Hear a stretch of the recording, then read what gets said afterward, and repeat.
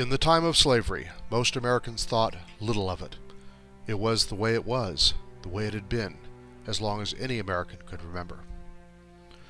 Most slaves accepted it for all its cruelty because they had known nothing else, and because running away was difficult and the consequences were often severe.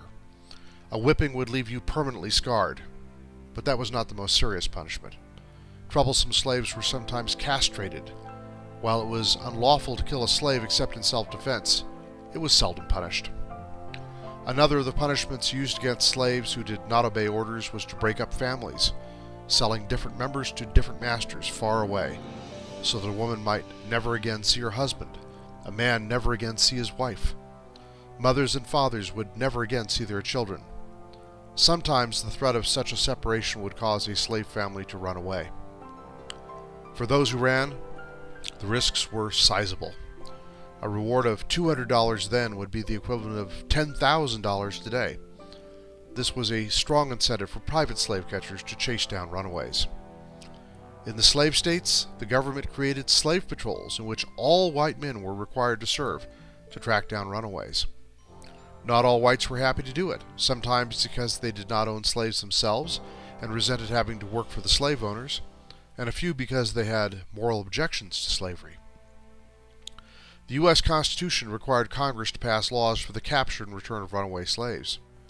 U.S. Marshals were required to assist in the recovery of runaway slaves, and after 1850, every citizen was required to help if requested by law enforcement.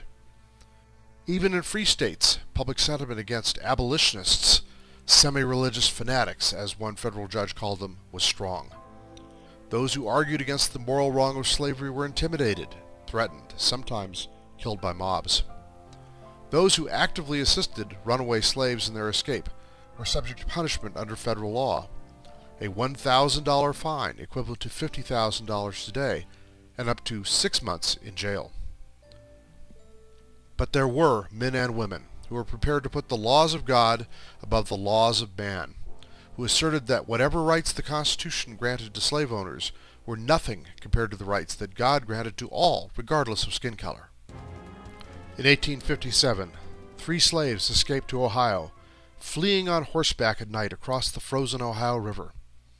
The following year, private slave catchers and a U.S. deputy marshal grabbed John Price and held him in preparation for taking him back to his master. The resulting confrontation between the students, faculty, and townspeople of Oberlin College set the stage for one of the great legal and moral battles of the age. Does federal law trump state law? Does the right of conscience carry any weight in a courtroom? How far must good men tolerate evil without becoming evil themselves? We are preparing to make a feature film about the Oberlin Rescue of 1858, a story of action, of confrontation, of courtroom battles, and the battle between those whom that federal judge called semi-religious fanatics and the political establishment, who believed in the Constitution's guarantee of the rights of slave owners and who refused to consider whether there might be a higher law. If you would like to see this project go forward, join with us. We need to raise $5,000 for pre-production planning and budget preparation. Thank you for watching this video.